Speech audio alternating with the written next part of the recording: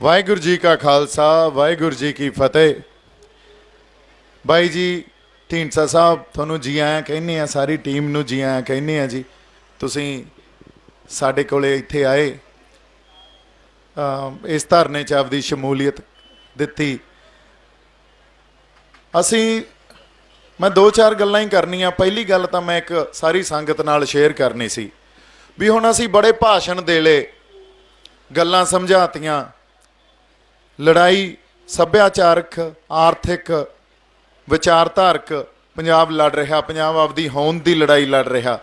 ਇਹ ਗੱਲ ਵੀ ਸਾਰਿਆਂ ਨੂੰ ਪ੍ਰਵਾਨ ਹੋ ਗਈ, ਸਹਿ ਪ੍ਰਵਾਨਿਤ ਇਹ ਗੱਲ ਆ। ਅਸੀਂ ਮੰਨਦੇ ਹਾਂ ਵੀ ਅੱਜ ਪੰਜਾਬ ਆਪਦੀ ਹੋਂਦ ਦੀ ਲੜਾਈ ਲੜ ਰਿਹਾ। ਦੇਖੋ ਹੋਂਦ ਦੀ ਲੜਾਈ ਕਿਵੇਂ ਲੜ ਰਿਹਾ, ਐਡਾ ਵੱਡਾ ਉਭਾਰ ਇਸ ਸੰਘਰਸ਼ 'ਚ ਇਕੱਲੇ ਪੰਜਾਬ 'ਚ ਸਾਡੇ ਸੂਬੇ 'ਚ ਦੇਖਦਾ। ਸਵਾਲ ਆ ਵੀ ਬਾਕੀ ਸੂਬੇ ਕਿਉਂ ਨਹੀਂ ਖੜੇ ਹੋ ਰਹੇ। ਬਾਕੀ ਕਿਉਂਕਿ ਕਿਸਾਨੀ ਤਾਂ ਹੋਰ ਸੂਬਿਆਂ 'ਚ ਵੀ ਆ, ਉਹ ਕਿਉਂ ਨਹੀਂ ਖੜੇ ਹੋਏ। ਇਹ ਉਭਾਰ ਉੱਥੇ ਕਿਉਂ ਨਹੀਂ ਆ। ਸਾਨੂੰ ਇੱਕ ਗੱਲ ਸਮਝਣ ਦੀ ਜ਼ਰੂਰਤ ਆ ਵੀ ਦਿੱਲੀ ਸਰਕਾਰ ਜਿਹੜੀ ਆਪਦੀ ਪੋਲਿਟਿਕਸ ਜਾਂ ਆਪਦੀ ਵਿਚਾਰਧਾਰਾ ਘੜਦੀ ਆ ਨਾ, ਉਹ ਇੱਕ ਮੈਜੋਰਿਟੇਰੀਅਨ ਵਿਚਾਰਧਾਰਾ ਤੇ ਮੈਜੋਰਿਟੇਰੀਅਨ ਪੋਲਿਟਿਕਸ ਆ। ਹੁਣ ਮੈਜੋਰਿਟੇਰੀਅਨ ਪੋਲਿਟਿਕਸ ਜਾਂ ਵਿਚਾਰਧਾਰਾ ਦੇ ਸਾਹਮਣੇ ਪੰਜਾਬ ਇੱਕ ਮਾਈਨੋਰਿਟੀ ਆ। ਅਸੀਂ ਇੱਥੇ ਜਿਹੜੇ ਸਿਧਾਂਤ ਨਾਲ ਜੁੜੇ ਆ ਤਾਂ ਜਿਹੜੀ ਸਿਆਸਤ ਨਾਲ ਵੀ ਜੁੜੇ ਆ, ਉਹ ਇੱਕ ਮਾਈਨੋਰਿਟੀ ਦੀ ਸਿਆਸਤ ਆ, ਮਾਈਨੋਰਿਟੀ ਦੀ ਆਪਦੀ ਇੱਕ ਵਿਚਾਰਧਾਰਾ ਤੇ ਸਾਡਾ ਕਲਚਰ ਆ, ਸੱਭਿਆਚਾਰਕ ਆ। ਸੋ ਪੰਜਾਬ ਨੇ ਕਦੇ ਵੀ ਦਿੱਲੀ ਦੀ ਸਿਆਸਤ ਕਬੂਲ ਨਹੀਂ ਕੀਤੀ, ਪ੍ਰਵਾਨ ਨਹੀਂ ਕੀਤੀ। ਇਸ ਕਰਕੇ ਪੰਜਾਬ ਕੱਲਾ ਖੜਾ ਅੱਜ। ਜਿੱਥੇ ਜਿੱਥੇ ਦਿੱਲੀ ਦੀ ਸਿਆਸਤ ਪ੍ਰਵਾਨ ਆ, ਉੱਥੇ ਕੋਈ ਸੰਘਰਸ਼ ਨਹੀਂ, ਕੋਈ ਉਭਾਰ ਨਹੀਂ। ਉਹਨਾਂ ਨੂੰ ਇਹ ਕਾਨੂੰਨ ਉਹਨਾਂ ਦੇ ਖਿਲਾਫ ਵੀ ਹੁਣ, ਪਰ ਉਹ ਵੀ ਭਗਤਾਂ ਵਾਲੀ ਗੱਲ ਆ ਜਿਹੜੀ ਆਪਾਂ ਨੂੰ ਸਭ ਪਤਾ ਵੀ ਮੋਦੀ ਸਾਹਿਬ ਜਿੰਦਾਬਾਦ, ਉਹ ਇਹੀ ਗੱਲ ਸਮਝਦੇ ਆ। ਇਦੋਂ ਉੱਤੇ ਦੇਖਦੇ ਹੀ ਨਹੀਂ, ਮਰ ਜਾਣ, ਆਪਦੀਆਂ ਜ਼ਮੀਨਾਂ ਤੋਂ ਪੱਟੇ ਜਾਣ, ਖੁਰ ਜਾਣ, ਥਿੜਕ ਜਾਣ ਆਪਦੇ ਸਿਧਾਂਤਾਂ ਤੋਂ, ਉਹਨਾਂ ਨਾਲ ਕੋਈ ਮਤਲਬ ਨਹੀਂ। ਕਿਉਂਕਿ ਜਿਹੜੀ ਵਿਚਾਰਧਾਰਾ ਜਾਂ ਮਾਨਸਿਕਤਾ ਦਿੱਲੀ ਚਲਾਉਂਦੀ ਆ, ਉਹ ਉੱਥੇ ਪ੍ਰਵਾਨਿਤ ਆ ਤੇ ਸਾਨੂੰ ਨਹੀਂ। ਹੁਣ ਸਾਡੀ ਧਰਤੀ ਨਾਲ ਸਾਡਾ ਸੱਭਿਆਚਾਰ ਵੀ ਜੁੜਿਆ, ਸਾਡੀ ਸਿਆਸਤ ਵੀ ਜੁੜੀ ਆ। ਇਹ ਗੱਲ ਤਾਂ ਸਾਨੂੰ ਸਾਰਿਆਂ ਨੂੰ ਪਤਾ। ਇਸ ਕਰਕੇ ਇਹ ਉਭਾਰ ਪੰਜਾਬ 'ਚ ਅਤੇ ਬਾਕੀ ਥਾਵਾਂ ਤੇ ਹੈ ਨਹੀਂ। ਜੇ ਅਸੀਂ ਐਕਸਪੈਕਟ ਵੀ ਕਰਾਂਗੇ, ਉਹ ਕਾਨੂੰਨਾਂ ਨੂੰ ਇਕੱਲੀ ਆਰਥਿਕਤਾ ਦੀ ਨੀਤੀ ਤੋਂ ਦੇਖਦੇ ਆ। ਅਸੀਂ ਇਕੱਲੀ ਆਰਥਿਕਤਾ ਨਹੀਂ। ਇਸ ਕਰਕੇ ਆਪਾਂ ਵਾਰ-ਵਾਰ ਕਹਿ ਰਹੇ ਹਾਂ MSP ਦੀ ਲੜਾਈ ਨਹੀਂ, ਇਹ ਸਾਡੇ ਸੱਭਿਆਚਾਰ ਤੇ ਹਮਲਾ, ਸਾਡੀ ਸਿਧਾਂਤਾਂ ਤੇ ਸਾਡੇ ਫਲਸਫਿਆਂ ਤੇ ਹਮਲਾ। ਤੇ ਅਸੀਂ ਜੇ ਪੰਜਾਬ ਤੋਂ ਸਾਨੂੰ ਖੋਰ ਦਿੱਤਾ ਗਿਆ, ਇੱਥੋਂ ਇਹ ਕਾਨੂੰਨਾਂ ਰਾਹੀਂ ਜਾਂ ਪਹਿਲਾਂ ਵੀ ਜਿਹੜਾ ਖੇਤੀਬਾੜੀ ਮਾਡਲ ਸਾਨੂੰ ਦਿੱਤਾ ਗਿਆ, ਉਹ ਵੀ ਦਿੱਲੀ ਨੇ ਸਾਡੇ ਤੇ ਥੋਪਿਆ ਗ੍ਰੀਨ ਰੈਵੋਲਿਊਸ਼ਨ ਦੇ ਇੱਕ ਟਾਈਟਲ ਦੇ ਥੱਲੇ। ਜਿਹੜਾ ਬਾਹਲਾ ਦੇਰ ਸਸਟੇਨੇਬਲ ਮਾਡਲ ਨਹੀਂ ਸੀ, ਉਹ 20 ਸਾਲ ਹੀ ਚੱਲਣਾ ਸੀ, 20-25 ਸਾਲ ਬੜਾ ਉਹਦੇ ਤੋਂ ਲੋਕਾਂ ਨੇ ਵਾਹ ਹੋਈ ਵੀ ਅਸੀਂ ਪੈਸੇ ਵੀ ਜ਼ਿਆਦਾ ਕਮਾਉਣ ਲੱਗ ਗਏ, ਝਾੜ ਵੀ ਸਾਡਾ ਬਹੁਤ ਜ਼ਿਆਦਾ। ਪਰ ਜਿਹੜੇ ਲੈਵਲ ਤੇ ਪ੍ਰਵਾਸ ਹੋਇਆ ਜਾਂ ਹੁਣ ਜਿਹੜੀ ਉਹ ਸਟੈਗਨੈਂਟ ਹੋ ਗਈ ਆ, ਇੱਕ ਸਾਡਾ ਝਾੜ ਆ ਜਿਹੜਾ ਅਸੀਂ ਕਹਿੰਦੇ ਆ ਵੀ ਫਸਲਾਂ ਦਾ ਝਾੜ, ਉਹ ਸਟੈਗਨੈਂਟ ਹੋ ਗਿਆ, ਇੱਕ ਜਗ੍ਹਾ ਆ ਕੇ ਰੁਕ ਗਿਆ ਤੇ ਇਨਪੁਟ ਕਾਸਟ ਬਹੁਤ ਜ਼ਿਆਦਾ ਮਹਿੰਗੀ ਹੋ ਗਈ। ਇਹਦਾ ਮਤਲਬ ਉਹ ਖੇਤੀਬਾੜੀ ਮਾਡਲ ਫੇਲ ਹੋ ਗਿਆ। ਜੇ ਖੇਤੀਬਾੜੀ ਮਾਡਲ ਪੁਰਾਣਾ ਫੇਲ ਹੋ ਗਿਆ, ਅੱਜ ਜ਼ਰੂਰਤ ਕੀ ਆ? ਅੱਜ ਜ਼ਰੂਰਤ ਆ ਪੰਜਾਬ ਕੋਲੇ ਆਪਦਾ ਪੰਜਾਬ ਕੇਂਦਰਿਤ, ਪੰਜਾਬ ਸੈਂਟਰਿਕ ਇੱਕ ਅਗਰੇਰੀਅਨ ਮਾਡਲ ਹੋਵੇ, ਖੇਤੀਬਾੜੀ ਮਾਡਲ ਹੋਵੇ। ਹੁਣ ਇਸ ਗੱਲ ਨੂੰ ਸਮਝਣ ਦੀ ਬਹੁਤ ਸਾਡੇ ਲਈ ਜ਼ਰੂਰਤ ਆ। ਅਸੀਂ ਕਹਿੰਦੇ ਹਾਂ ਸਾਡੇ ਪਾਣੀਆਂ ਦਾ ਮਸਲਾ, ਸਾਡੀ ਭਾਸ਼ਾ ਦਾ ਮਸਲਾ, ਸਾਡੇ ਪ੍ਰਵਾਸ ਦਾ ਮਸਲਾ, ਇਹ ਇੰਟਰ ਰਿਲੇਟਡ ਚੀਜ਼ਾਂ ਸਾਰੀਆਂ, ਇਹਨਾਂ ਨੂੰ ਸਮੁੱਚਤਾ 'ਚ ਦੇਖਿਆ ਜਾਣਾ ਚਾਹੀਦਾ। ਜੇ ਅਸੀਂ ਨਿਖੇੜ ਕੇ ਦੇਖਾਂਗੇ ਤਾਂ ਸਾਡਾ ਫੌਂ ਨਹੀਂ ਪੈਣਾ ਕਿਤੇ। ਵਾਪਸ ਫਿਰ ਮੈਂ ਕਿਸਾਨੀ ਤੇ ਆਉਣਾ। ਕਿਸਾਨੀ ਦਾ ਸਾਡੇ ਕੋਲੇ ਇੱਕ ਇਵੋਲਵ ਹੋਇਆ ਬਾਈ ਜੀ ਮਾਡਲ ਸੀਗਾ, ਜਿਹੜਾ 1849 ਤੱਕ ਸਾਡੇ ਕੋਲੇ ਰਿਹਾ। ਉਹ ਮਾਡਲ ਇਵੋਲਵ ਹੋਇਆ ਸੀ, ਕਿਸੇ ਨੇ ਘੜ ਕੇ ਸਾਨੂੰ ਨਹੀਂ ਦਿੱਤਾ ਸੀ। ਪੰਜਾਬ 'ਚੋਂ ਲੋਕਾਂ ਨੇ ਸਮੇਂ ਦੇ ਨਾਲ ਵੀ ਪੰਜਾਬ ਦੀਆਂ ਫਸਲਾਂ ਕਿਹੜੀਆਂ ਹੋਣੀਆਂ ਚਾਹੀਦੀਆਂ, ਪੰਜਾਬ ਦੀ ਖੇਤੀਬਾੜੀ ਕਿਵੇਂ ਹੋਣੀ ਚਾਹੀਦੀ ਆ। ਜਦੋਂ ਖੇਤੀਬਾੜੀ ਦੀ ਗੱਲ ਕਰਦੇ ਹਾਂ, ਖੇਤੀਬਾੜੀ 'ਚ ਪਸ਼ੂ ਧਨ, ਰੁੱਖ, ਪੰਛੀ, ਫਸਲਾਂ ਬੀਜਣੀਆਂ, ਵੱਢਣੀਆਂ, ਤੇ ਵਾਤਾਵਰਨ, ਇਹ ਸਭ ਕੁਝ ਆਉਂਦਾ। ਹੁਣ ਖੇਤੀਬਾੜੀ ਦੀ ਜਦੋਂ ਆਪਾਂ ਗੱਲ ਕਰਦੇ ਹਾਂ, ਇਹਨਾਂ ਚੀਜ਼ਾਂ ਦਾ ਸੁਮੇਲ ਆ ਜਿਹਨੂੰ ਆਪਾਂ ਕਹਿੰਦੇ ਹਾਂ ਖੇਤੀਬਾੜੀ। ਸੂਖਮ ਜੀ ਜਿਹੜੇ ਧਰਤੀ 'ਚ ਗੰਡੋਏ ਅੱਜ ਕੱਲ੍ਹ ਸਾਨੂੰ ਦਿੰਦੇ ਹੀ ਨਹੀਂ। ਸੋ ਇਹ ਇੱਕ ਇਵੋਲਵ ਹੋਇਆ ਮਾਡਲ ਸੀ ਸਾਡੇ ਕੋਲੇ।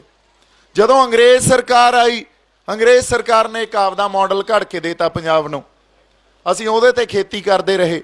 ਫਿਰ ਦਿੱਲੀ ਸਰਕਾਰ ਆਈ, ਦਿੱਲੀ ਸਰਕਾਰ ਨੇ ਇੱਕ ਆਪਦਾ ਖੇਤੀਬਾੜੀ ਮਾਡਲ, ਜਿਹਦਾ ਸਭ ਤੋਂ ਪ੍ਰਤੱਖ ਰੂਪ ਸਾਡੇ ਸਾਹਮਣੇ ਉਦੋਂ ਆਇਆ ਜਦੋਂ 1966 'ਚ ਗ੍ਰੀਨ ਰੈਵੋਲਿਊਸ਼ਨ ਦੇ ਅਧੀਨ ਇਹਨਾਂ ਨੇ ਸਾਨੂੰ ਇੱਕ ਮਾਡਲ ਦਿੱਤਾ। ਪਰ ਉਹ ਮਾਡਲ ਫੇਲ ਹੋ ਗਏ ਆ। ਸਾਨੂੰ ਆਪਦੇ ਇੱਥੋਂ ਦੇ ਸਾਡੇ ਅਨੁਸਾਰ ਜਿਹੜਾ ਸਾਡੇ ਕਿਸਾਨਾਂ ਲਈ, ਮਜ਼ਦੂਰਾਂ ਲਈ ਲਾਹੇਵੰਦ ਮਾਡਲ ਹੋਵੇ, ਅੱਜ ਫੇਰ ਘੜਨਾ ਪੈਣਾ, ਉਹਨੂੰ ਇਵੋਲਵ ਕਰਾਉਣਾ ਪੈਣਾ। ਸੋ ਜ਼ਰੂਰਤ ਇਹ ਆ ਜਿਹੜਾ ਸਾਡੇ ਪਾਣੀਆਂ ਨੂੰ ਵੀ ਸੰਬੋਧਨ ਕਰੂਗਾ, ਸਾਡੇ ਵਾਤਾਵਰਨ ਨੂੰ ਸੰਬੋਧਨ ਕਰੂਗਾ, ਸਾਡੇ ਮੰਡੀਕਰਨ ਨੂੰ ਸੰਬੋਧਨ ਕਰੂਗਾ, ਸਾਡੀਆਂ ਫਸਲਾਂ ਕਿਹੜੀਆਂ ਹੋਣੀਆਂ ਚਾਹੀਦੀਆਂ, ਇਹਨਾਂ ਚੀਜ਼ਾਂ ਨੂੰ ਵੀ ਸੰਬੋਧਨ ਕਰੂਗਾ। ਸੋ ਜਿਹੜੀ ਸਟਰਗਲ ਆਪਾਂ ਲੜ ਰਹੇ ਹਾਂ, ਉਹ ਸੋਸ਼ਲ ਸਟਰਗਲ ਤੇ ਪੋਲੀਟੀਕਲ ਸਟਰਗਲ ਬਣ ਗਈ ਆ ਜੀ। ਇੱਕ ਸੋਸ਼ਲ ਆਏ ਆ ਵੀ ਇਹ ਖੇਤੀਬਾੜੀ ਮਾਡਲ ਘੜੀਏ, ਇਵੋਲਵ ਹੋ ਕੇ ਘੜੀਏ, ਇਹਦੇ 'ਚ ਸਾਰੇ ਸਾਡੇ ਨਾਲ ਆਉਣ, ਆਪਾਂ ਮੰਥਨ ਕਰੀਏ, ਇੱਕ ਬ੍ਰੇਨ ਸਟਾਰਮਿੰਗ ਕਰੀਏ, ਖੇਤੀਬਾੜੀ ਮਾਹਿਰ ਹੋਣ, ਐਗਰੋ ਇਕੋਨੋਮਿਸਟ ਹੋਣ, ਪੋਲੀਟੀਕਲ ਲੀਡਰਸ ਵੀ ਹੋਣ, ਕਿਉਂਕਿ ਬੜੇ ਸਾਡੇ ਕੋਲੇ ਚੰਗੇ ਇਮਾਨਦਾਰ ਪੋਲੀਟੀਕਲ ਲੀਡਰ ਬੈਠੇ ਆ, ਤੇ ਇਕੋਨੋਮਿਸਟ ਵੀ ਹੋਣ, ਤੇ ਆਪਦਾ ਖੇਤੀਬਾੜੀ ਮਾਡਲ ਆਪਾਂ ਘੜੀਏ। ਦੂਜੀ ਗੱਲ, ਉਹਨੂੰ ਲਾਗੂ ਕਿਵੇਂ ਕਰਾਉਣਾ? ਹੁਣ ਲਾਗੂ ਤਾਂ ਪੋਲੀਟੀਕਲ ਸਟਰਗਲ ਦੇ ਥਰੂ ਹੀ ਕਰਾਉਣਾ ਪੈਣਾ, ਸਰਕਾਰ ਕਰਾਵੇ। ਪਰ ਪੰਜਾਬ ਸਰਕਾਰ ਨੇ, ਆਪਾਂ ਦੇਖ ਹੀ ਰਹੇ ਹਾਂ, ਕੱਲ੍ਹ ਉਹ ਹੋਮ ਮਿਨਿਸਟਰ ਸਾਹਿਬ ਅਮਿਤ ਸ਼ਾਹ ਨੂੰ ਉਹਨਾਂ ਨੂੰ ਮਿਲ ਕੇ ਆਏ, ਤੇ ਆਉਂਦੇ ਹੀ ਉਹਨਾਂ ਦੇ ਸੋਲੇ ਗਾਉਣ ਲੱਗ ਗਏ ਵੀ ਸਾਨੂੰ ਬਹੁਤ ਚੰਗੀ ਤਰ੍ਹਾਂ ਮਿਲੇ, ਤੇ ਸਾਨੂੰ ਬੜਾ ਉਹਨਾਂ ਨੇ ਕਿਹਾ ਵੀ ਤੁਸੀਂ ਬੜੀਆਂ ਕੁਰਬਾਨੀਆਂ ਕੀਤੀਆਂ। ਦੇਖੋ ਤੁਸੀਂ, ਜਦੋਂ ਸਾਡੇ ਸੰਘਰਸ਼ ਨੂੰ ਕਮਜ਼ੋਰ ਕਰਨਾ, ਹਾਲਾਂਕਿ ਗੱਲ ਕੀ ਹੋਈ ਆ, ਗੱਲ ਉਹਨਾਂ ਨੇ, ਪੰਜਾਬ ਸਰਕਾਰ ਨੇ ਗੱਲ ਉਹਨਾਂ ਕੋਲੇ ਜਾ ਕੇ ਇਹ ਕੀਤੀ ਵੀ ਪੰਜਾਬ ਦੇ ਪਿੰਡਾਂ 'ਚ ਜਿਹੜਾ ਮਾਹੌਲ ਬਣਦਾ ਜਾ ਰਿਹਾ ਉਹ ਬੜਾ ਖਰਾਬ ਆ। ਇੱਕ ਖਾਲਿਸਤਾਨ ਪੱਖੀ, ਦੇਖੋ ਗੱਲ ਕਿੱਧਰ ਨੂੰ ਤੋਰਨੀ ਆ, ਮਾਹੌਲ ਬਣਦਾ ਜਾ ਰਿਹਾ, ਇਹਨੂੰ ਕੰਟਰੋਲ ਕਰੋ, ਕਿਵੇਂ ਨਾ ਕਿਵੇਂ ਸਿਚੁਏਸ਼ਨ ਨੂੰ ਡਿਫਿਊਜ਼ ਕਰੀਏ।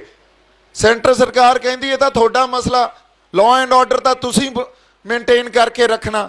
ਹੁਣ ਇਹ ਫਸ ਗਏ, ਇਸ ਗੱਲ 'ਚ ਇਹ ਫਸ ਗਏ। ਇਹ ਕਹਿੰਦੇ ਐਂ ਕਰਦੇ ਆ ਜੀ ਅਸੀਂ, ਫਿਰ ਕੀ ਕਰੀਏ? ਉਹ ਕਹਿੰਦੇ ਐਂ ਕਰੋ, ਰੇਲ ਗੱਡੀਆਂ ਤੇ ਜਿਹੜੇ ਧਰਨੇ ਆ ਨਾ, ਉਹਨਾਂ ਨੂੰ ਚੁਕਾਓ, ਅਸੀਂ ਰੇਲਾਂ ਚਲਾਉਣਾ ਸ਼ੁਰੂ ਕਰਦੇ ਹਾਂ, ਇਹਨਾਂ ਨੂੰ ਟੋਲ ਪਲਾਜ਼ਿਆਂ ਤੇ ਬੈਠੇ ਰਹਿਣ ਦਿਓ। ਟੋਲ ਪਲਾਜ਼ਿਆਂ ਤੇ ਸਰਕਾਰ ਤੇ ਕੋਈ ਅਸਰ ਨਹੀਂ, ਜਿੰਨੇ ਕੰਟਰੈਕਟ ਜਿਹਨੇ ਸਫ਼ਰ ਕੀਤਾ, ਆ ਜਿਹੜੇ ਕੰਟਰੈਕਟਰਸ ਨੇ, ਉਹਨਾਂ ਟਾਈਮ ਅਸੀਂ ਵਧਾ ਦਾਂਗੇ। ਸੋ ਹੁਣ ਕਿਸਾਨਾਂ ਕੋਲੇ, ਸਾਡੇ ਕੋਲੇ ਅਗਲਾ ਆਉਣ ਵਾਲਾ ਜਿਹੜਾ ਟਾਈਮ ਆ ਨਾ, ਜਿਵੇਂ ਮੈਂ ਕਿਹਾ, ਭਾਸ਼ਣ ਦੇ ਚੁੱਕੇ ਹਾਂ, ਗੱਲਾਂ ਵੀ ਸਮਝ ਚੁੱਕੇ ਹਾਂ, ਅਗਲਾ ਸਟੈਪ ਵੀ ਲੋਕਾਂ ਨੂੰ ਇਕੱਲਾ ਜਗਾਉਣਾ ਹੀ ਜ਼ਰੂਰੀ ਨਹੀਂ ਹੁੰਦਾ, ਲੋਕਾਂ ਨੂੰ ਇੱਕ ਸੇਧ ਦੇਣੀ ਹੁੰਦੀ ਆ। ਉਸ ਤੋਂ ਬਾਅਦ ਲੀਡਰਸ਼ਿਪ ਦੀ, ਜਾਂ ਜਿਹੜੇ ਸਾਡੇ ਆਗੂ ਆ, ਉਹਨਾਂ ਦੀ ਜ਼ਿੰਮੇਵਾਰੀ ਹੁੰਦੀ ਆ। ਇਹ ਜਗਾ ਕੇ ਮੁੜ ਕੇ ਉੱਥੇ ਹੀ ਛੱਡ ਦੇਣਾ, ਇਹ ਤਾਂ ਸਭ ਤੋਂ ਵੱਡੀ ਤਰਾਸਦੀ ਆ। ਅਗਲੀ ਸੇਧ ਦੇਣੀ ਹੁੰਦੀ ਆ। ਸੇਧ ਸਾਡੀ ਇਹ ਆ ਵੀ ਅਸੀਂ ਆਪਦਾ ਇੱਕ ਖੇਤੀਬਾੜੀ ਮਾਡਲ ਕ੍ਰੀਏਟ ਕਰੀਏ, ਉਹਨੂੰ ਸਿਰਜੀਏ, ਸਿਰਜਣ ਵਾਸਤੇ ਮੰਚ ਤਿਆਰ ਕਰੀਏ। ਤੇ ਇਹ ਮੰਚ ਆਪਾਂ ਤਿਆਰ ਕਰਾਂਗੇ ਸ਼ੰਭੂ ਮੋਰਚਾ ਸ਼ਹਿਰਾਂ 'ਚ ਜਾਂ ਸੈਮੀ ਅਰਬਨ ਏਰੀਆ 'ਚ ਜਾ ਕੇ, ਜਿਹੜੇ ਸਾਡੇ ਬੁੱਧੀਜੀਵੀ ਖੇਤੀਬਾੜੀ ਮਾਹਿਰ ਲੋਕ ਆ, ਜਾਂ ਸਾਡੇ ਸਾਇੰਟਿਸਟ ਆ, ਐਗਰੋ ਇਕੋਨੋਮਿਸਟ, ਉਹਨਾਂ ਸਾਰਿਆਂ ਨੂੰ ਇਕੱਠਾ ਕਰਕੇ, ਸਟੇਜਾਂ ਤੋਂ ਨਹੀਂ, ਇੱਕ ਰਾਊਂਡ ਟੇਬਲ ਕਾਨਫਰੰਸ ਦੇ ਥਰੂ ਆਪਾਂ ਇਹ ਇੱਕ ਮੁਹਿੰਮ ਛੇੜਾਂਗੇ, ਜਿਹਦੇ ਕਰਕੇ ਆਪਾਂ ਇੱਕ ਹੁਣ ਵੈਬਸਾਈਟ ਵੀ ਬਣਾਈ ਆ, warispunjab.org। ਉੱਥੇ ਤੁਸੀਂ ਆਪਦੇ ਸੁਝਾਅ ਤੇ ਸਵਾਲ ਵੀ ਭੇਜੋ। ਅਗਲੀ ਗੱਲ ਜਿਹੜੀ ਮੈਂ ਕਰ ਰਿਹਾ ਸੀ ਵੀ ਭਾਸ਼ਣ ਬੜੇ ਦੇ ਲਏ, ਹੁਣ ਗੱਲਾਂ ਬਾਤਾਂ ਬਹੁਤ ਇੱਕ ਦੂਜੇ ਦੀਆਂ ਸਮਝ ਲਈਆਂ, ਅਸੀਂ ਨਿੰਦੀ ਜਿਹਨੂੰ ਮਰਜ਼ੀ ਜਿੰਨਾ ਜਾਈਏ, ਪਰ ਸਾਡਾ ਹੱਲ ਕਿਵੇਂ ਨਿਕਲਣਾ, ਉਧਰ ਨੂੰ ਤੁਰਨਾ ਪੈਣਾ। ਸਾਡੀ ਇੱਕ ਰਵਾਇਤ ਆ ਵੀ ਜਦੋਂ ਅਸੀਂ ਮੋਰਚੇ ਵਿੱਢਦੇ ਹਾਂ, ਕੋਈ ਸੰਘਰਸ਼ ਵਿੱਢਦੇ ਹਾਂ, ਤੇ ਉਦੋਂ ਅਖੰਡ ਪਾਠ ਸਾਹਿਬ ਦਾ ਪ੍ਰਕਾਸ਼ ਕਰਾਉਣੇ ਆ। ਆਉਣ ਵਾਲੇ ਦਿਨਾਂ 'ਚ, ਕਿਉਂਕਿ ਗੁਰੂ ਸਾਹਿਬ ਨੇ ਸਾਨੂੰ ਰਾਹ ਦਿਖਾਉਣਾ ਹੁੰਦਾ, ਅਰਦਾਸ 'ਚ ਬਹੁਤ ਵੱਡੀ ਪਾਵਰ ਆ। ਜਦੋਂ ਅਰਦਾਸ ਕਰਦੇ ਆ ਤੇ ਗੁਰੂ ਸਾਹਿਬ ਉਦੋਂ ਹੀ ਰਾਹ ਦਿਖਾ ਦਿੰਦੇ ਆ। ਪੰਜਾਬ ਅੱਜ ਜਿੱਥੇ ਖੜਾ, ਸਾਡੀ ਜ਼ਰੂਰਤ ਆ ਇਹ ਵੀ ਆਪਾਂ ਅਖੰਡ ਪਾਠ ਸਾਹਿਬ ਦਾ ਪ੍ਰਕਾਸ਼ ਕਰਾਈਏ ਤੇ ਗੁਰੂ ਸਾਹਿਬ ਨੂੰ ਅਰਦਾਸ ਕਰੀਏ, ਪੰਜਾਬ ਤੋਂ ਜੋ ਭੁੱਲਾਂ ਹੋਈਆਂ ਉਹ ਬਖਸ਼ਾਉਣ, ਕਿਉਂਕਿ ਸਾਡੀ ਜਿੱਤ ਗੁਰੂ ਸਾਹਿਬ ਕੋਲੇ ਪਈ ਆ। ਨਿਸ਼ਚੈ ਕਰ ਆਪਣੀ ਜੀਤ ਕਰੂੰ, ਸਾਨੂੰ ਨਿਸ਼ਚਾ ਕਰਨਾ ਪੈਣਾ ਇਸ ਗੱਲ ਦਾ। ਸਾਡੀ ਜਿੱਤ ਗੁਰੂ ਸਾਹਿਬ ਕੋਲੇ ਪਈ ਆ। ਅਸੀਂ ਕਹੀਏ ਪੰਜਾਬ ਤੋਂ ਜੋ ਭੁੱਲਾਂ ਹੋਈਆਂ ਉਹ ਬਖਸ਼ਾਓ ਪਾਤਸ਼ਾਹੋ, ਤੇ ਪੰਜਾਬ ਨੂੰ ਖੁਸ਼ੀਆਂ ਵਾਪਸ ਦਿਓ, ਬਖਸ਼ਿਸ਼ ਕਰੋ ਪੰਜਾਬ ਨੂੰ ਖੁਸ਼ੀਆਂ ਦੀ, ਪੰਜਾਬ ਦੀ ਜਿੱਤ ਹੋਵੇ ਇਸ ਸੰਘਰਸ਼ 'ਚੋਂ। ਉਦੋਂ ਬਾਅਦ ਫਿਰ ਆਪਦੇ ਸੰਘਰਸ਼ ਦੀ ਸਾਡੀ ਨੁਹਾਰ ਦੇਖਿਓ ਕਿੱਧਰ ਨੂੰ ਜਾਂਦੀ ਆ। ਸੋ 15 ਤਰੀਕ ਤੋਂ, ਦੀਵਾਲੀ ਤੋਂ ਅਗਲੇ ਦਿਨ ਆਪਾਂ ਇੱਥੋਂ ਪਾਠ ਨੂੰ ਆਰੰਭ ਕਰਨਾ ਤੇ 17 ਤਰੀਕ ਨੂੰ ਭੋਗ ਪਾਉਣਾ। 17 ਤਰੀਕ ਨੂੰ ਸੱਦਾ ਇਹ ਆ ਵੀ ਪੰਜਾਬ ਦੇ ਜਿੱਥੇ ਜਿੱਥੇ ਕੋਈ ਰੂਹਾਂ ਬੈਠੀਆਂ ਜਿਹੜੀਆਂ ਪੰਜਾਬ ਦੇ ਲਈ ਦਰਦ ਰੱਖਦੀਆਂ, ਉਹ ਸ਼ੰਭੂ ਮੋਰਚੇ ਤੇ ਜ਼ਰੂਰ ਆਉਣ। ਹਰ ਘਰ ਚੋਂ ਇੱਕ ਜੀ ਜ਼ਰੂਰ ਆਵੇ, ਆਪਾਂ ਅਰਦਾਸ 'ਚ ਸ਼ਾਮਲ ਹੋਈਏ ਤੇ ਗਾਂ ਸੰਘਰਸ਼ ਦੀ ਸੇਧ ਕੀ ਹੋਵੇ, ਇਹ ਤੋਂ ਬਾਅਦ ਅਸੀਂ ਇਸ ਸੰਘਰਸ਼ ਨੂੰ ਕਿਵੇਂ ਗਾਂ ਲੈ ਕੇ ਜਾਣਾ, ਲੋਕਾਂ ਨੂੰ ਲਾਮਬੰਦ ਰੱਖਣਾ, ਇਹ ਗੱਲ ਆਪਾਂ ਅਰਦਾਸ ਕਰਕੇ ਉਸ ਤੋਂ ਬਾਅਦ ਡਿਸਾਈਡ ਕਰੀਏ। ਸੋ ਮੇਰੇ ਵੱਲੋਂ ਅੱਜ ਜਿਹੜੀ ਗੱਲ ਕਰਨੀ ਸੀ ਆਪਾਂ, ਚਲੋ ਸਰਕਾਰ ਦੀਆਂ ਜਿਹੜੀਆਂ ਇੱਕ ਕੌਨਸਪੀਰੇਸੀ ਥਿਊਰੀਜ਼ ਆ ਇਹਦੇ ਤੇ ਤਾਂ ਬਹੁਤ ਗੱਲ ਕਰ ਸਕਦੇ ਹਾਂ, ਕਿਉਂਕਿ ਇੱਕ ਜਿਹੜੀ ਅਸੀਂ ਸੰਘਰਸ਼ 'ਚ ਇੱਕ ਲੜਾਈ ਇਹ ਵੀ ਲੜ ਰਹੇ ਹਾਂ ਵੀ ਜਿਹੜੀ ਇੱਕ ਸੈਂਟਰਲਾਈਜ਼ ਪਾਵਰ ਆ, ਭਾਈ ਜੀ ਵੀ ਹੁਣੇ ਕਹਿ ਕੇ ਗਏ, ਪਾਵਰ ਨੂੰ ਕਿਵੇਂ ਇਹ ਸੈਂਟਰਲਾਈਜ਼ ਕਰ ਰਹੇ ਆ ਸਮੇਂ ਤੋਂ, ਸੰਵਿਧਾਨ 'ਚ ਤਰਮੀਮਾਂ ਕਰਕੇ ਸੋਧਾਂ ਕਰਕੇ ਪਾਵਰ ਨੂੰ ਇੱਕੋ ਜਗ੍ਹਾ ਇਕੱਠਾ ਕਰ ਲਿਆ ਤੇ ਉਦੋਂ ਬਾਅਦ ਉਹਨੂੰ ਪਰਸਨਲਾਈਜ਼ ਕਰਤਾ। ਕਿਉਂਕਿ ਅੱਜ ਦੇਖੋ ਤੁਸੀਂ, ਮੋਦੀ ਜਾਂ ਅਮਿਤ ਸ਼ਾਹ, ਇਹ ਦੋ ਹੀ ਬੰਦੇ ਆ ਜਿਨ੍ਹਾਂ ਤੋਂ ਪਾਵਰ ਦਾ ਸੰਚਾਲਨ ਹੁੰਦਾ। ਸੋ ਇੰਨੀ ਜ਼ਿਆਦਾ ਪਾਵਰ ਸੈਂਟਰਲਾਈਜ਼ ਹੋ ਕੇ ਤੇ ਜੇ ਪਰਸਨਲਾਈਜ਼ ਹੋਊਗੀ ਤਾਂ ਕਦੇ ਵੀ ਅਸੀਂ ਨਿਆਂ ਨਹੀਂ ਲੈ ਸਕਾਂਗੇ, ਕਦੇ ਉਹ ਬੰਦਾ ਨਿਆਂ ਦੇ ਹੀ ਨਹੀਂ ਸਕਦਾ। ਸੋ ਸਟਰਗਲ ਆ ਜਿਹੜੀ ਉਹ ਪਾਵਰ ਨੂੰ ਡੀਸੈਂਟਰਲਾਈਜ਼ ਕਰਨ ਵਾਸਤੇ ਕਰ ਰਹੇ ਆ। ਪਾਵਰ ਦਾ ਵੰਡਿਆ ਜਾਣਾ ਸੂਬਿਆਂ ਤੱਕ, ਸ਼ਹਿਰਾਂ ਤੱਕ, ਗਾਂ ਗਲੀ ਮਹੱਲਿਆਂ ਤੱਕ, ਪਿੰਡਾਂ ਤੱਕ, ਇਹ ਬਹੁਤ ਜ਼ਰੂਰੀ ਆ। ਜਦੋਂ ਤੱਕ ਇਹ ਵਰਤਾਰਾ ਨਹੀਂ ਹੋਊਗਾ ਉਦੋਂ ਤੱਕ ਅਸੀਂ ਕਹੀਏ ਵੀ ਇੱਕ ਸਾਰਥਕ ਸਮਾਜ ਸਿਰਜ ਲਾਂਗੇ, ਇਹ ਤਾਂ ਸਿਰਜਿਆ ਨਹੀਂ ਜਾ ਸਕਦਾ। ਇਹ ਡਿਸਕਸ਼ਨ ਬੜੀ ਲੰਬੀ ਆ, ਪਰ ਹਜੇ ਮੇਰਾ ਅੱਜ ਜਿਹੜਾ ਮਕਸਦ ਇਹ ਸੀ ਵੀ ਗੁਰੂ ਸਾਹਿਬ ਤੋਂ ਆਪਾਂ ਸੇਧ ਲਈਏ, ਗੁਰੂ ਸਾਹਿਬ ਨੂੰ ਅਰਦਾਸ ਕਰੀਏ ਔਰ ਸ਼੍ਰੀ ਗੁਰੂ ਗ੍ਰੰਥ ਸਾਹਿਬ, ਧੰਨ ਸ਼੍ਰੀ ਗੁਰੂ ਗ੍ਰੰਥ ਸਾਹਿਬ ਸਾਨੂੰ ਆਉਣ ਵਾਲਾ ਸਮੇਂ 'ਚ ਸਾਡੀ ਸੇਧ ਕੀ ਹੋਵੇ ਤੇ ਅਸੀਂ ਜਾਣਾ ਕਿੱਧਰ ਨੂੰ ਆ, ਇਹ ਗੱਲ ਸਾਨੂੰ ਮਾਰਗਦਰਸ਼ਨ ਦੇਣ। ਇਸ ਖਾਤਰ 15 ਤਰੀਕ ਨੂੰ ਪਾਠ ਆਰੰਭ ਕਰੀਏ ਤੇ 17 ਤਰੀਕ ਨੂੰ ਆਪਾਂ ਸ਼੍ਰੀ ਅਖੰਡ ਪਾਠ ਸਾਹਿਬ ਦਾ ਭੋਗ ਪਾਈਏ ਜੀ। ਤੁਹਾਨੂੰ ਸਾਰਿਆਂ ਨੂੰ ਸੱਦਾ, ਪੰਜਾਬ ਦੇ ਹਰ ਘਰ 'ਚੋਂ ਇੱਕ ਜੀ ਸਾਡੇ ਕੋਲੇ ਆ ਕੇ ਉਸ ਅਰਦਾਸ 'ਚ ਸ਼ਾਮਲ ਹੋਵੇ। ਸੋ ਕਿਉਂਕਿ ਆਪਾਂ ਜਦੋਂ ਮੋਰਚਾ ਆਰੰਭਿਆ ਤਾਂ ਜਜ਼ਬਾਤਾਂ ਦੇ ਆਧਾਰ 'ਤੇ ਹੀ ਮੋਰਚਾ ਆਰੰਭਿਆ, ਕੋਈ ਪੋਲੀਟੀਕਲ ਏਜੰਡਾ ਤਾਂ ਆਪਣਾ ਹੈ ਨਹੀਂ। ਜੇ ਪੋਲੀਟੀਕਲ ਏਜੰਡਾ ਨਹੀਂ ਆ, ਮੈਨੂੰ ਪਤਾ ਕੰਮਕਾਰ ਆਪਾਂ ਸਾਰਿਆਂ ਨੂੰ ਆ, ਕੰਮਕਾਰ ਸਾਰੇ ਆਪਦੀ ਜਗ੍ਹਾ ਹੈ ਵੀ, ਪਰ ਜੇ ਪੰਜਾਬ ਬਚੂਗਾ ਤਾਂ ਕੰਮਕਾਰ ਬਚਣਗੇ। ਜੇ ਪੰਜਾਬ ਨਹੀਂ ਬਚਿਆ ਤਾਂ ਫਿਰ ਕਿੱਥੋਂ, ਕਿਹੜੇ ਕੰਮਕਾਰ, ਤੇ ਅਸੀਂ ਮੁੜ ਕੇ ਆਪਦੀਆਂ ਜ਼ਮੀਰਾਂ ਹੀ ਜੇ ਧਰਤੀਆਂ ਉਹਨਾਂ ਕੋਲੇ, ਤੇ ਫਿਰ ਅਸੀਂ ਵੀ ਜਿਉਂਦੇ ਜਾਗਦੀ ਬੰਦਿਆਂ 'ਚ ਤੇ ਜਿਹੜੇ ਜਾਨਵਰਾਂ 'ਚ ਕੋਈ ਫਰਕ ਨਹੀਂ ਹੋਣਾ। ਬੰਦਿਆਂ 'ਚ ਫਰਕ ਤਾਂ ਇਹੀ ਆ ਨਾ, ਸਾਡੇ 'ਚ ਸਾਡੀ ਚੇਤਨਤਾ ਵੀ ਹੁੰਦੀ ਆ, ਅਸੀਂ ਕਰਨਾ ਕੀ, ਆਪਦੇ ਸਮਾਜ ਖਾਤਰ ਕਿਵੇਂ ਜਿਉਣਾ, ਲੋਕਾਂ ਦੇ ਹੱਕਾਂ ਖਾਤਰ ਕਿਵੇਂ ਆਪਦੀ ਆਵਾਜ਼ ਬੁਲੰਦ ਕਰਨੀ ਹੈ। ਇਹ ਤਾਂ ਬੜਾ ਇੱਕ ਮੌਲਿਕ ਜਿਹਾ ਸਾਡਾ, ਮੈਨੂੰ ਲੱਗਦਾ, ਜਿਹੜਾ ਇੱਕ ਡਿਊਟੀ ਹੋਣੀ ਚਾਹੀਦੀ ਆ। ਸੋ ਸੈਂਸ ਆਫ ਰਿਸਪੌਂਸਿਬਿਲਿਟੀ ਜਿਹੜੀ ਸਾਡੀ ਅੱਜ ਤੁਸੀਂ ਇੱਥੇ ਤਾਂ ਹੀ ਆਏ ਹੋ ਨਾ, ਇੱਕ ਸੈਂਸ ਆਫ ਰਿਸਪੌਂਸਿਬਿਲਿਟੀ ਆ ਸਾਡੇ 'ਚ। ਸੋ ਇਹਨੂੰ ਹਜੇ ਬਰਕਰਾਰ ਰੱਖਿਓ, ਇਸ ਜਜ਼ਬੇ ਨੂੰ ਬਰਕਰਾਰ ਰੱਖਿਓ। ਲੰਬਾ ਲੈ ਕੇ ਜਾਣਾ ਸੰਘਰਸ਼, ਲੰਬਾ। ਮੇਰੇ ਵੱਲੋਂ ਬਹੁਤ ਸਾਰਾ ਪਿਆਰ ਤੇ ਸਤਿਕਾਰ। ਜੀ ਆਇਆਂ ਨੂੰ ਤੁਹਾਨੂੰ ਸਾਰਿਆਂ ਨੂੰ ਜੀ। ਅੱਗੇ ਵੀ ਤੁਹਾਡੀ ਸਾਰਿਆਂ ਦੀ ਸ਼ਮੂਲੀਅਤ ਦੀ ਜ਼ਰੂਰਤ ਆ। ਜਿਉਂਦੇ ਵਸਦੇ ਰਹੋ। ਵਾਹਿਗੁਰੂ ਜੀ ਕਾ ਖਾਲਸਾ, ਵਾਹਿਗੁਰੂ ਜੀ ਕੀ ਫਤਿਹ।